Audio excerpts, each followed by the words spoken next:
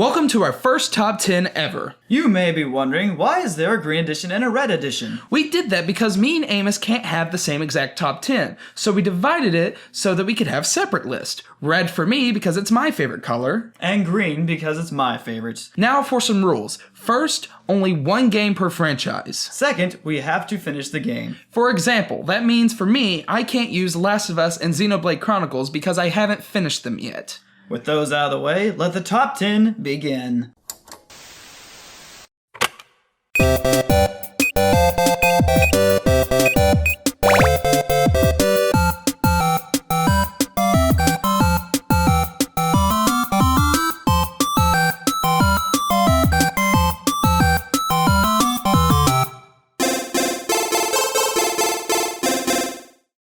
How's it going, everybody, and welcome to the red edition of this top 10 list. Today we will be talking about my favorite games. Let's start it off with this one.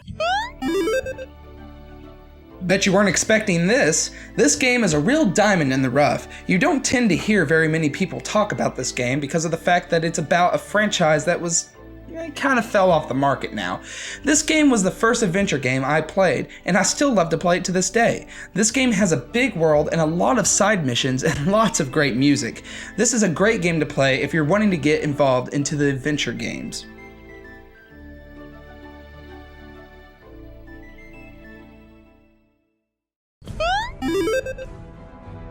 Arkham Knight is one of my favorite games of the Arkham series, mainly because it's Batman, and Batman is one of my favorite superheroes. One of my favorite things about the Arkham games is the Riddler trophies, and I feel like they did a great job in the Arkham Knight games with the Riddler trophies.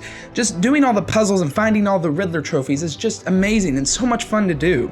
It has a fantastic fighting system, and it makes me really feel like I am the Batman. Also, this game has an amazing story. It made me really want to keep fighting and figure out what was going on and understand everything that was happening. Half the time I didn't even care about the side missions just because I wanted to figure out what the main story was.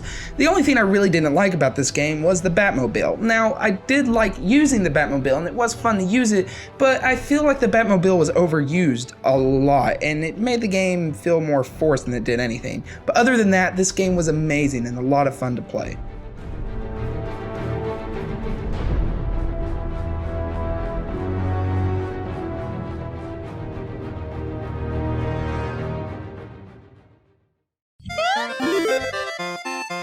Donkey Kong Country 2 was one of my favorite games as a child. It's one of those games that made me feel challenged, like I was having a hard time but I still felt good whenever I was playing it. Donkey Kong Country is one of my favorite franchises, but number 2 is probably my favorite out of all of them.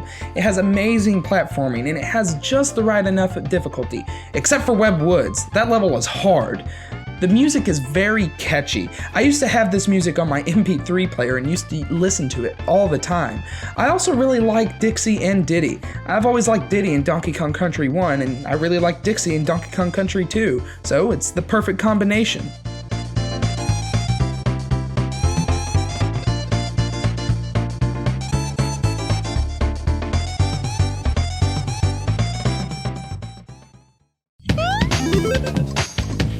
Crash Bandicoot Warped was my first Sony game that I'd ever played. It was the game that kind of defined my childhood, and it was the game that I just absolutely enjoyed to play. This was also the game that turned Sony into my secondary system. This game also had a lot of very catchy music, and it was also my first favorite franchise that I ever played. It was an overall colorful and cartoonish design that really hits me in the face with nostalgia. This is the game that defined 3D platforming, well, along with the Nintendo 64, but Crash Bandicoot had something that was really charming about it. I don't know what it is about smashing boxes that's so fun and collecting Wumpa Fruit, but it really is, along with the death animations as well. They were silly. The whole entire franchise is a must-play, except for Crash of Titans and Mutants. That's not the Crash I know.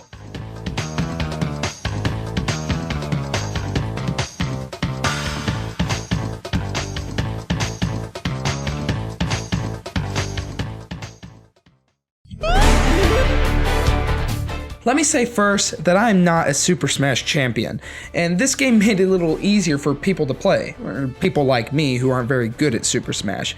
This is a great game to just pick up and start playing with a bunch of friends, although be careful, it may end a lot of your friends' relationships.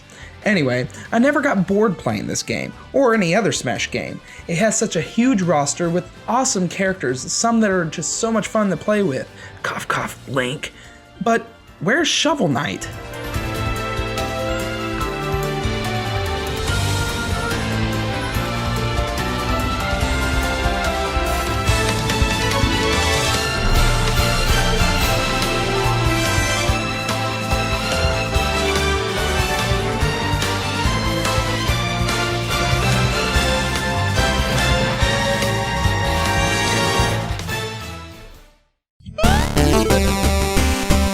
Oh, there's Shovel Knight. I found him. This is the game that made me branch out and try more indie games. This game is a lot of fun to play, with amazing art direction and characters that are super creative, including the bosses. The music is super catchy. Another game that I had so much of the music on my phone. A satisfying story with great gameplay mechanics.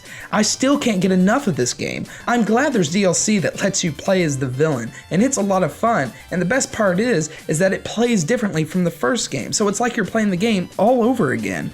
Why can't there be more games like this? Or are there?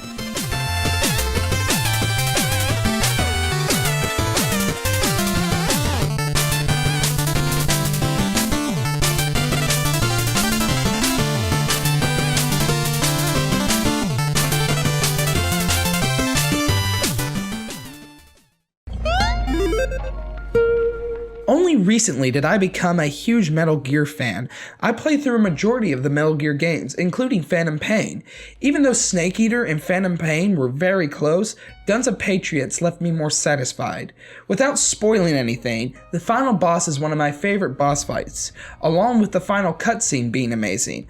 Also, it broke a world record for being the longest cutscene in a video game history at 1 hour and 11 minutes. I couldn't even tell. I might as well have just gotten popcorn and watched it. What an amazing conclusion to the timeline. If you haven't played these games, I highly recommend them. The bosses in this game were amazing and scary at the same time, and of course, yet again, I loved the music.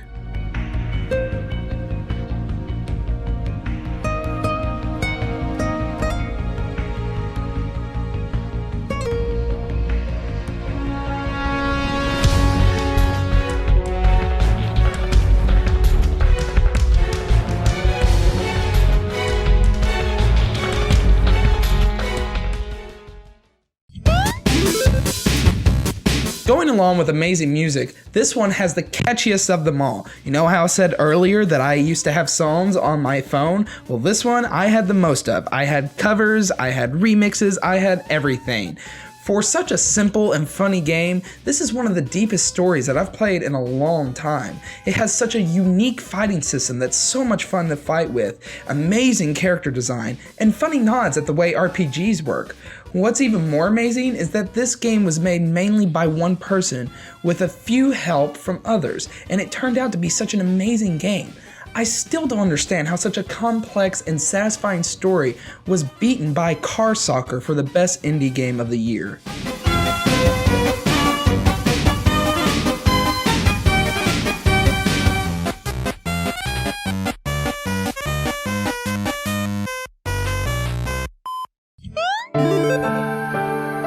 Kingdom Hearts is my second favorite franchise. I guess that kind of goes to show why this game is number 2. I love all of the Kingdom Hearts games. They have my favorite story ever in video game history, which made it hard for me to choose the one that I put on this list. I went with the one that I played first. Now I know that's a weird order to play the games in, but with such a clever way of mixing Final Fantasy and Disney, why wouldn't I like this game? This game had my favorite battle system out of all of them, some very, very satisfying boss fights, and this was actually the first RPG that I ever played. And on top of that, this game and all of them will make you think, and if you have a soft heart like I do, it'll make you cry. Kingdom Hearts 3 couldn't get here any faster.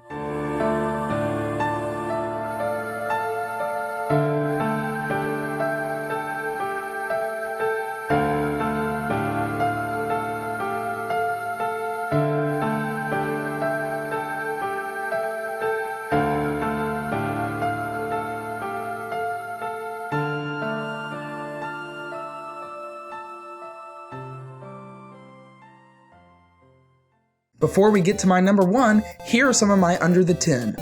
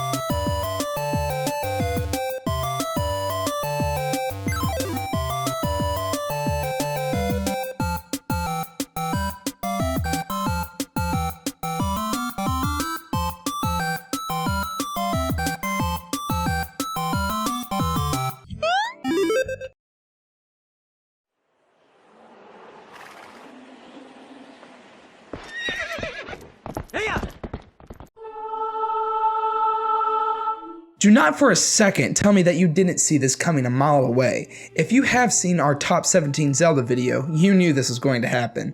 Twilight Princess has one of my favorite worlds of all time and has my favorite gameplay ever. I love the puzzles, the dungeon. Midna is my favorite supporting character. If I would have never played this game, my gaming days would soon die. Because I played this game, my interest in video games grew. What makes this game even better was the fact that it's easy, meaning if it was your first Zelda game, you would have fun and an enjoyable time playing it and your love in Zelda would grow like mine did. I just can't wait to play my favorite game in glorious HD.